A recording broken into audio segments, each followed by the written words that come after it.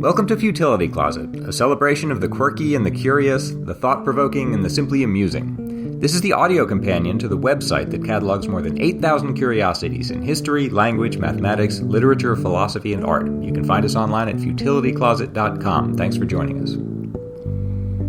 Welcome to episode 75. I'm Greg Ross. And I'm Sharon Ross. Felix von Luckner was a romantic hero of World War I, a dashing nobleman who commanded one of the last sailing ships to fight in war. In today's show, we'll describe Luckner's unique style of waging war without casualties, which won admiration even from his enemies. We'll also puzzle over how a product intended to prevent drug abuse actually ends up encouraging it. Felix von Luckner was a German nobleman and sailor during World War I who was hugely popular on both sides because he found a way to wage war without killing anyone. This one was kind of distressing to research. I presume he's still well remembered in Germany, but it's been hard to research him because he's quickly being forgotten in the English-speaking world, as well as I can tell, which is a shame because he's great, and it's a great story, and that's only, 100 years ago. It's not that long. Luckner is fondly remembered on both sides. The writer Lowell called him the most romantic and mysterious figure on the side of the Central Powers in the World War. The story, his story, is actually more an adventure story than a war story because there's not a lot of war in it, but it's very dashing and romantic. Luckner was born in 1881 in Dresden and dreamed almost immediately of going to sea. He just fell in love with the sea, but unfortunately he was born into a family where the tradition was instead to go into the cavalry, which is what his father pressed him to do. He failed his school exams and then ran away to sea anyway at age 13, promising himself that he wouldn't return until he was wearing, quote, the emperor's naval uniform and with honor. So he was ambitious even as a kid, I guess. He signed up under an assumed name as an unpaid cabin boy on a Russian sailing ship traveling to Australia and then held a whole succession of odd jobs in Australia. But he kept his promise to himself. At age 20, he entered a German navigation training school and did get his naval commission. So he was able to return to his family in uniform as he told himself he would. His family had actually thought he was missing. They'd reported him as lost. Yeah, I was going to say, how did they feel like having him show up in his naval uniform? At least he turned up. When World War I broke out, Germany started converting merchant ships into merchant raiders, which is a merchant raider isn't basically a warship that instead of attacking the other side's fighting ships, it attacks merchant ships, cargo ships carrying the supplies, goods. Yeah. Because Germany, in this case, thought, and particularly with regard to Britain, that if they couldn't beat them fighting on the sea, if they could intercept all the resources they needed just to run the country and to fight the war, they'd have to submit. That's sort of a standard strategy, and Germany was going about it with steamships.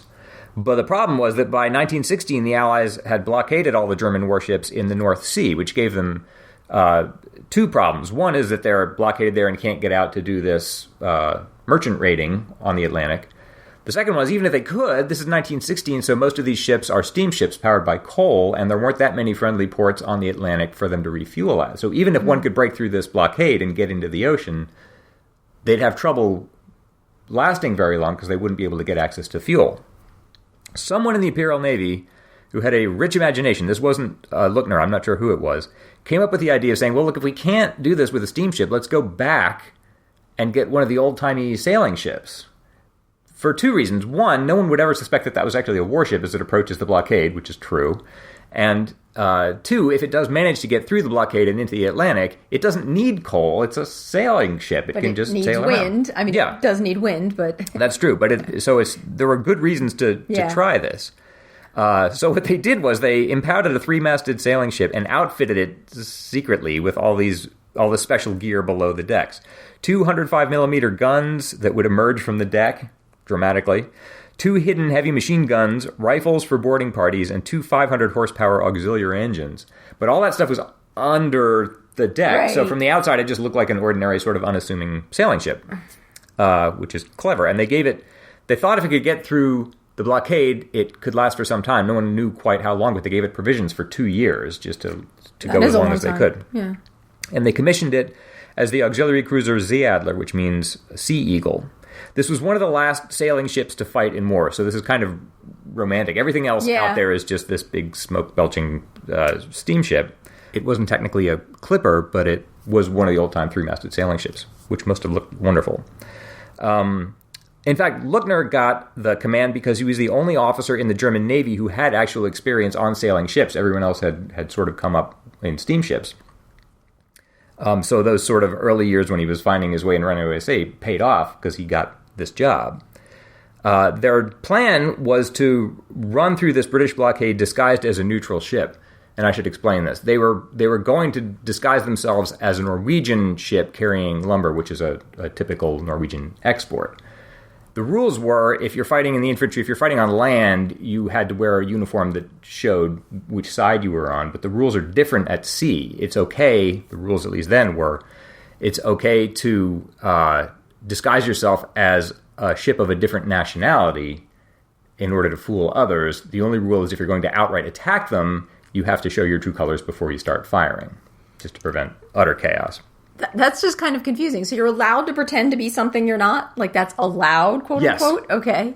I don't honestly know the reason for that convention. I can understand why you'd have to show your true colors, because if they didn't, then someone would come back and say we were attacked by a Norwegian ship, and that would cause instant bedlam. So the Ze Adler left port on December 21st, 1916, and actually managed to slip through this British blockade disguised as a Norwegian ship. They had carefully set everything up so it would look Norwegian. He hired a crew who all spoke Norwegian.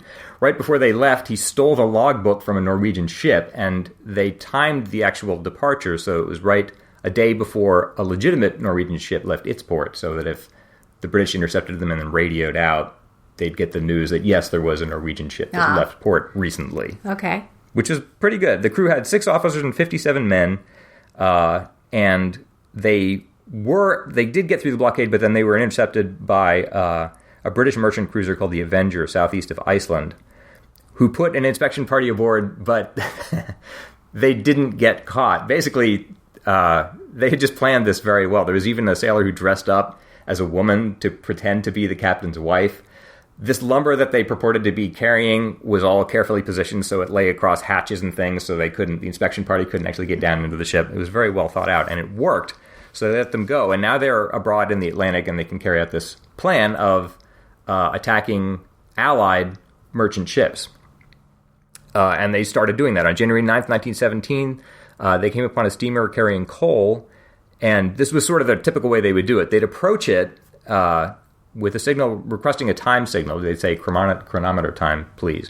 In 1916, a lot of sailing vessels still had very poor instruments, so that wasn't uncommon for a sailing ship that was at sea for some time to need to approach a steamer and say, can you tell us what time it is? Because we've sort of lost track out here. So that didn't look suspicious.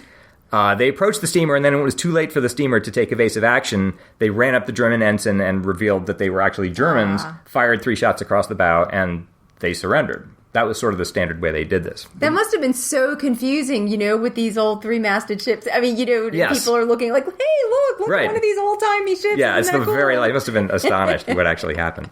Okay, there's a problem here now. The way this typically went was, for any merchant raider, you'd get the other ship to sort of submit, and then the crew aren't fighting men, they're civilians, so you don't want to harm them, but you have to do something with them while you sink their ship. So you take them on board to your own ship, sink their ship, and now you've got a enemy crew aboard your ship, sort of prisoners, and you have to do something with them. What the steamship merchant raiders would do is just eventually put those people off on a neutral port somewhere and just go on their way making depredations. The Ze Adler couldn't do that because their whole shtick was this business of sneaking up, pretending to be a sailing ship, and only revealing their identity as Germans at the last minute. So secrecy was a big part of this. Okay. If they collected these enemy sailors and put them into a neutral port, they'd tell people what had happened, and word would get out what was going on, and they couldn't risk that. And there's not that many sailing ships around, so it would be really easy to know which one it had been. That's right, exactly. So, fortunately, Luckner had thought of all this. He apparently thought of everything, and the solution he came up with was just to keep them with him, just to sail around the Atlantic. Picking them up. Accumulating enemy soldiers as they sank these ships. He had laid in 400 bunks for these prospective quote-unquote guests. This is from a book he wrote after the war called The Sea Devil, which was very popular. And this kind of reveals his whole way of thinking, which is really wonderful. In addition to 400 bunks for prospective guests, I had special deluxe quarters made for visiting captains and mates. These were spacious cabins to accommodate 2 or 3. We also designed a separate dining saloon for them with an assortment of books and magazines in French and English, and a gramophone with late English and French records.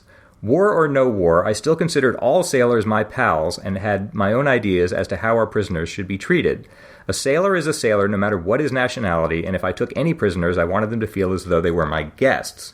That's Luckner talking, that's not the German Navy. But that's why he was so popular. He thought, just because we're enemies doesn't mean we have to hate each other. And he was so heroically successful at this that no one bothered to complain about it. I mean, just this actually worked. You couldn't do this, obviously, on land. If you're actually fighting, you sort of have to hate one another. But if you're a merchant raider, you can do your whole job quite successfully and not really be hateful enemies with anyone. And he realized that. And he kept going. So he just took these first crew just aboard and put them up there. The following day, they met another steamship. This one was carrying sugar from Madagascar and did the same thing. Approached them, asked for the time, said, "Surprise, we're Germans, stick them up." And took that crew aboard and sank their ship. You can see all these photographs in the book. Their book came out in 1928, but they took photos as all the enemy ships were going down after they'd been sunk. You can get a photo, too, of that sailor dressed up as the captain's wife. They were very carefully documenting all this stuff, apparently. So he just made his way merrily down south through the Atlantic, taking crews captive and sinking their ships. So many so that I can't tell you about all of them. January 21st, he was in the mid-Atlantic when he encountered a French bark loaded with corn, sank that one. January 24th, a 364-ton Canadian schooner named Perse, which they sunk by machine gun fire. February 3rd, a 3,000-ton French four-master. It just goes on and on from there. You got 10 of these altogether racked up with no problems. Everything's going according to plan, and they're not being accosted by any of the Allied fighting ships because apparently no one knew yet what was going on. I mean, these ships they were sinking didn't eventually show up at port, but no one knew why at the time. Most ships didn't even have wireless sets, so there was no way. He had the crews captive, and they had no way to tell anyone what was happening before it was all over. So it was a good plan on top of all that. On March 10th, there was a British ship that ignored them when they asked for the time. So they lit a smoke generator and pretended that their ship was on fire, and that stopped, and the other ship turned around and came back. They did the usual deal of revealing their German flag and firing 3 shots across the bow. This British ship, was called the Horngarth, didn't respond, which was unusual. So they fired a 4th shot, which unfortunately hit the ship, which was not intended. It hit a ventilator near the bridge and sent fragments flying across the bridge and into the wireless room, which put the radio out of commission, but also wounded a junior officer on the bridge. That man, they tried everything they could do to save him. They took him across to the Ze Adler's doctor who worked on him all night, but he died the following day. And he was the only casualty in all of this, in nearly a year of this whole adventure, whatever you want to call it. They only killed one man, and that was by accident. Completely by accident, all their efforts to save him. Yeah. They buried him at sea with full military honors, and that was the first human casualty of the Ze Adler in the capture of 11 ships. And they went on from there.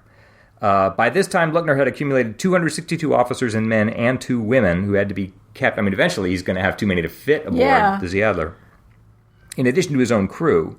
So even the way they got out of this was kind of clever and imaginative and humanitarian, I think. On March 20th, they captured a 4-masted French bark called the Cambronne, and what they did was they took all of these accumulated Allied people and put them onto that French ship, which was a sailing ship. But then they cut off the topmast so it could still sail, but more slowly than normal.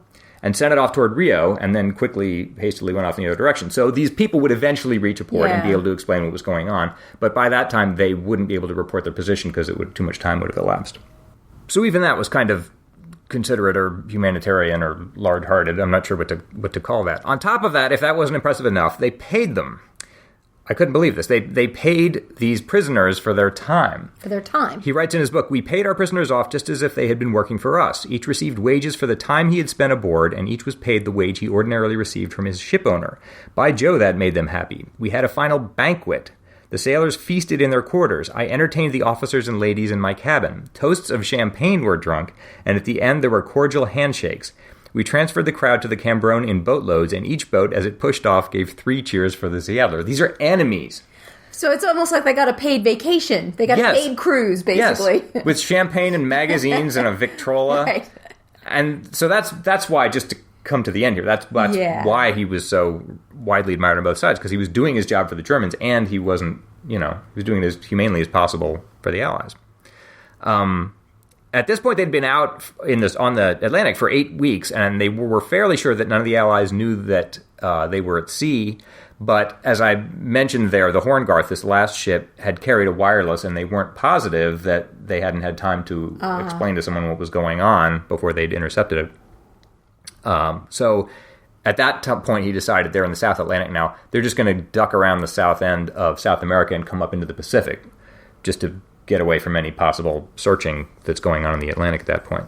And they managed to do that. They got into the Pacific. In June, they learned that the United States had entered the war, which meant that there were some ports friendly to that country that they now couldn't use, but it also meant that they could now go after American ships, which they did, and sank 3 of those.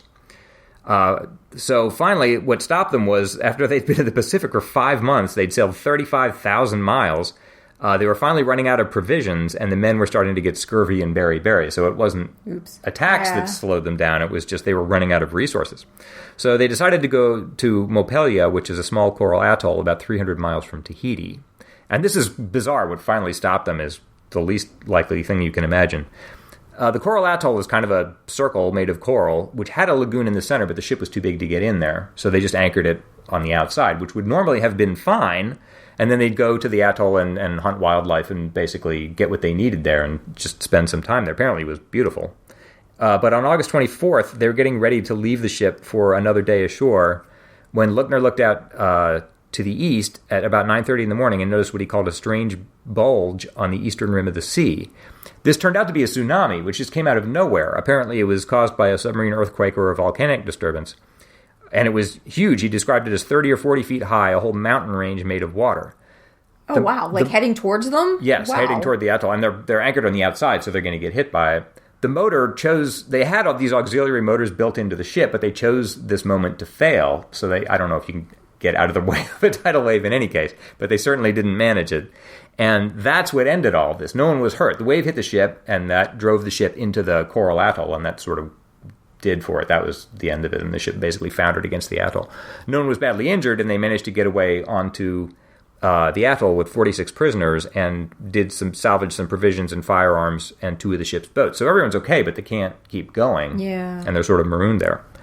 So that was sort of the end of this whole adventure. Luckner did one last final heroic chapter because he's so optimistic. He took 5 of his men in a 33-foot open boat, rigged it as a sloop, with this desperate plan of trying to sail all the way to Fiji, capture a sailing ship, return for everyone else, and just go on like as they had been in this new ship he was going to steal somehow. And he almost pulled this off.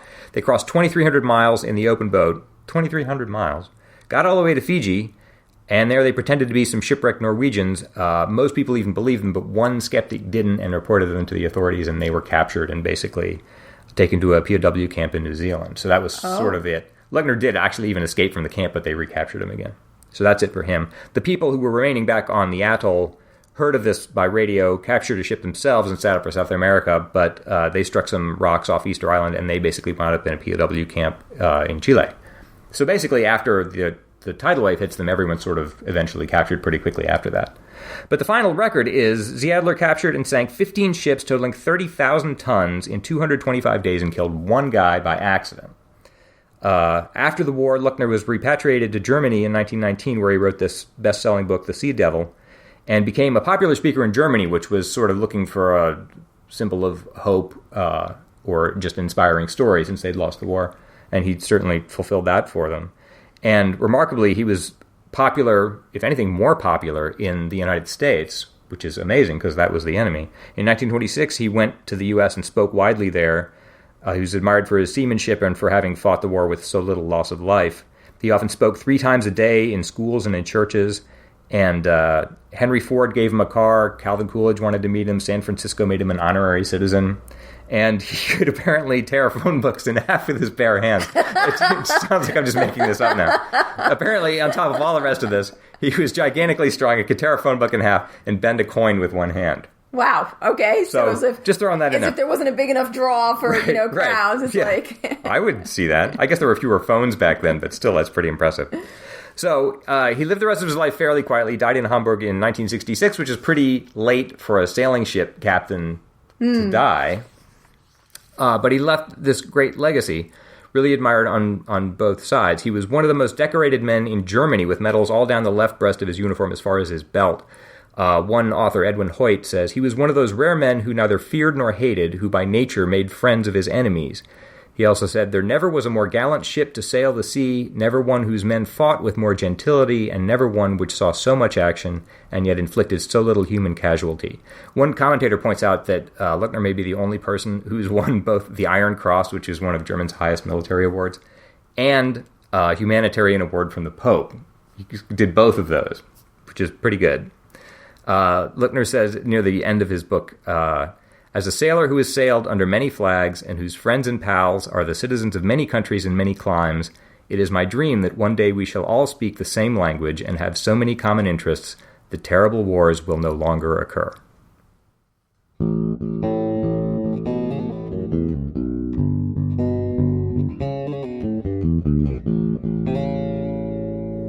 You would not be listening to this podcast right now if it weren't for our wonderful patrons, whose support makes it possible for us to keep making the show. When Greg and I started a Patreon campaign to support the show, we set a goal for what we thought would cover the amount of work that it takes us to make a good show each week. Our terrific fans started helping us out right away, but we ended up stuck for a long time at a little under 90% of the goal that we'd set. I mentioned this 2 shows ago, and since then we've had more support come in, which has raised us up to 93% of our goal, the closest we've been yet. Yay! So a big thank you to everyone who has been supporting us, including our newest super patron, Annie Mays. If you like the podcast and want to join Annie and all of our other fantastic patrons, check out our Patreon campaign to see how you can become an official Futility Closet supporter and help out the show. You can find the campaign at patreon.com/futilitycloset or see the link in our show notes.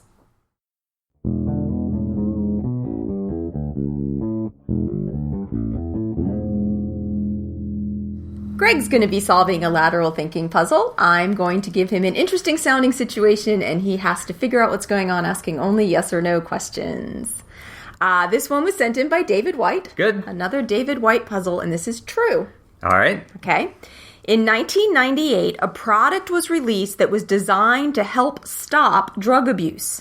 However, within a few days, the product was recalled when it was discovered that using the product would actually encourage drug abuse. Wow. What was going on? And that's true. And this is a true story, yes. Is that in this country? Yes. You said 1998. 1998, yes. Designed to stop drug abuse. Yes.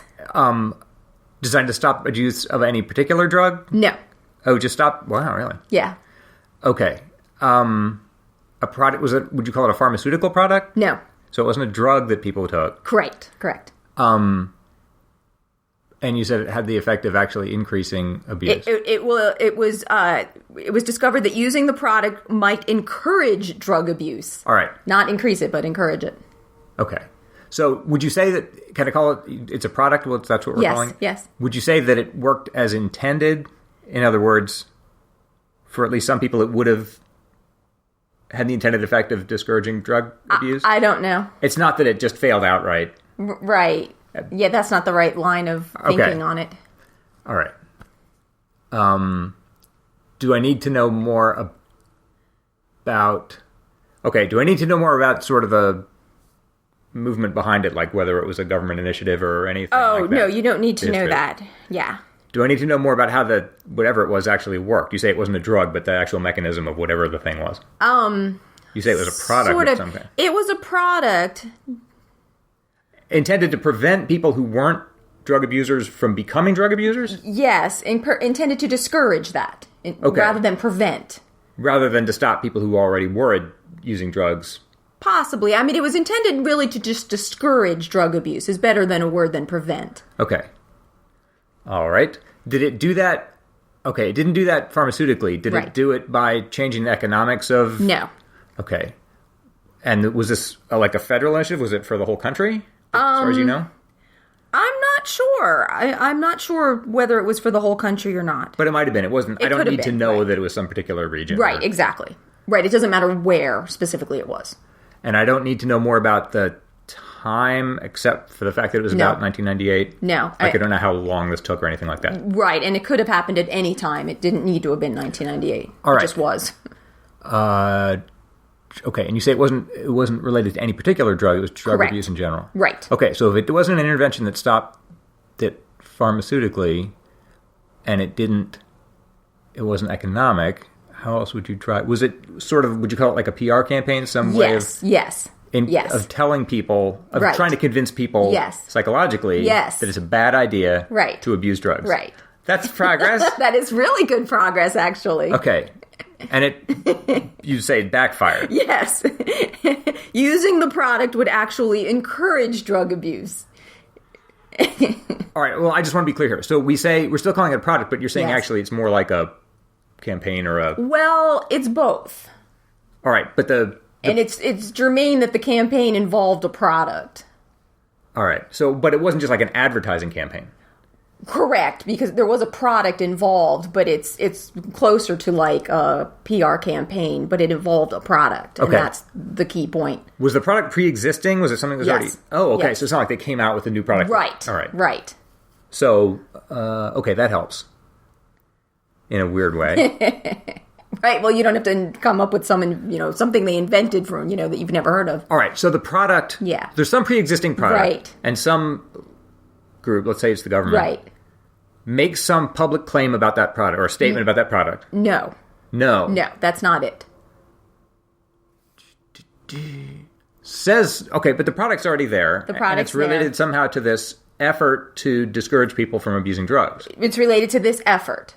It becomes related to this effort. The product is pre-existing on its own. Okay, but this statement, this public campaign, whatever it was, doesn't refer specifically to the product you're talking about? It does not refer to the product. Okay. But they're related somehow. They are related. Would you say then that the way this thing backfired or went haywire is that it put an idea into people's heads that wasn't there before? That it suggested a way to abuse drugs? No, nothing like that. A hidden benefit? No, nothing like that. That people hadn't considered? Correct, nothing like that. Okay. All right. Would it help me to try to figure out what this product is? It would if you could, yeah. Is it is it a drug in itself? No. A food product? No. A consumer product? Yes. Of some kind? Yes. That was associated with abusing drugs? That was No. Think about, how would you, if you come up with a PR campaign and you want to get it out there, why would you be using a product that already exists, that people are already using? In what way would you make use of that? That would help you.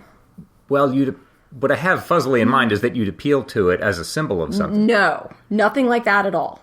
Is it? But you say they don't refer to it explicitly. They don't. So they're not. But they're making use of an existing product. But how? How would you do that how would you make use of a marketing campaign or a... To convey the message? Yes. Yes. So abstract. I'm making progress, but it's very abstract. No, you're doing great. All right. So somebody wants to discourage drug abuse. Yes. And they use an existing product. Yes. As a vehicle for disseminating that message. Exactly. That's excellent. And that backfires somehow. Yes. Okay, so let me back up one step. Okay. They launched this on some day. Yes. Did it ever work? Was it working for a while and then fell apart? Was it ever successful? Well, I don't know whether it was successful in helping stop drug abuse, but at least at first, the message would have gotten across properly. Okay, all right. So I'm just trying to make this more concrete. Right. They put a message on milk cartons or the sides of buses or something. Exactly. It's something like that. Okay, so I'm trying to figure out what that is. Yes. And just to follow it out then. So I'll figure out what that is, but the message is conveyed on this product, whatever it is. Right. And part of the puzzle says it's discovered that using the product would actually encourage drug abuse. The problem came about when the product was actually being used. All right. The product, okay, whatever the product was. Yes. It had a use that was... Pre-existing and more than just conveying information. Exactly. So it's not like you said, like a milk carton. It's a pre-existing product that already had a specific use. But you can put a message on it also. But you can put a message on it also, exactly. All right, so people were also already using this product that already existed. It had some other function. Yes. And this message started appearing on it. Yes. Like the warning message on tobacco products. Yeah. Like that? Yeah. No? Well, because the warning message on tobacco products is specifically about using that product. So it's not like it in that way. Okay, so it's not a warning. It's not just an explicit warning, don't use this. About this product, right. The product was intended to be used. And it's legal and it's not acceptable. Pharmaceutical. Right, exactly. It's more like milk cartons than tobacco. All right. But the problem came about when the product actually got used as intended. Right. if it a printed message, whatever it was? Yeah. So if let's say I couldn't read for some reason. Okay. Or I was blind or something, I just couldn't take in the message. But I used this product. Right. As I normally did. Right. Nothing would change, right? Nothing would change. Unless I read it. Unless you read it. Let's say you take off my blindfold and then I read it. Right. Will I use the product differently as a result of that? No. All right. Do you want a hint? Yes. A little bit of a hint. The product was intended to be used primarily by children. To discourage them from abusing drugs? Yes. Are they toys? No. No. Okay. It's a product that, unfortunately, when you use it, changes. If it's used properly, as intended, the product will change. And that wasn't taken into account when they put the message on it. It's consumed in some way? Somewhat. Something like that. And then discarded? That doesn't matter. It's the consumed in some way. Kids consume it, but it's not a food and it's not a drug. Correct. Is it a drink? I mean, consume, it's not consume, but consume in the very broadest sense. Right. But it's used up and then... All right, so let's try to figure out what that is. It's not a toy, it's not a food, it's not a drink, it's not a drug. Right, but it is something that would be used primarily by children, or this was intended to be used primarily by children so that they would get the message. And it's not, when you say product, it's not like a medium, it's not like a... Correct, it's a product that would have a specific use. It's not a food. Would I find it in a grocery store? Maybe. It's hard to narrow this down. It's not a food. Don't even think about, like, food. Okay. Would you say that... So, whoever's been using this product, the message starts to show up on the product. Yes. But you're saying that it wouldn't be accurate to say that it puts an idea into their heads. Yeah. I mean, I don't know what you mean by that. I mean... And this doesn't encourage them to pervert the product itself towards some illicit use. No. Exactly. Read the... A product was released, that was designed to help stop drug abuse. However, within a few days, the product was recalled. Within a few days, they discovered the problem within a few days. The product was recalled when it was discovered that using the product would actually encourage drug abuse. And as I said, the problem was people hadn't thought about how the product was typically used and what would happen, how the product might change under normal use. But you're saying that danger wasn't there before this message appeared, right? Well, the problem is the message is going to change as the product changes. That's a huge hint. Well, it is. All right, the product changes normally when it's used normally. Yes.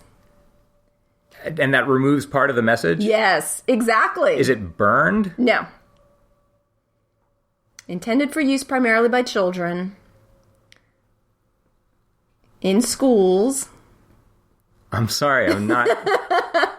Children use a product in schools that consumes it in such a way that part of the message that it bears is obscured. Yeah, exactly. Which leaves or obliterated. A different message Yes, behind. Exactly. And that's the problem. And I'm not going to make you come up with what the message was, but the problem is that the message was changing as the children were using the product. Pencils? Yes, because you sharpen them, and the pencil gets shorter. So what was the message? Okay, so this is great. This is what David writes. The product in our story was wooden pencils created by the Bureau for At-Risk Youth in New York and contained the slogan, "Too cool to do drugs." Unfortunately, nobody noticed the orientation of the words on the pencils or remembered how wooden pencils get used. Within a few days, the pencils were hurriedly recalled when a 10-year-old student noticed that sharpening the pencil would take the slogan, "Too cool to do drugs," and change it to "Cool to do drugs," followed by "Do drugs," and ending simply with "drugs." And that's true? That really happened? She says, a spokeswoman for the Bureau commented, quote, "We're actually a little embarrassed that we didn't notice that sooner." That's awful. I thought that was just a really cute story. So, thank you so much, David, for sending in that excellent puzzle. And if anybody else has a puzzle for us to use, please send it to us at podcast@futilitycloset.com. That's another episode for us. If you're looking for more Futility Closet, you can check out our books on Amazon or visit the website at futilitycloset.com, where you can sample over 8,000 intriguing diversions. At the website, you can also see the show notes for the podcast and listen to previous episodes. Just click podcast in the sidebar. If you'd like to support Futility Closet, please consider becoming a patron to help keep us going. You can find more information at patreon.com/futilitycloset. You can also help us out by telling your friends about us or by clicking the donate button on the sidebar of the website. If you have any questions or comments about the show, you can reach us by email at podcast@futilitycloset.com. Our music was written and produced by Doug Ross. Thanks for listening, and we'll talk to you next week.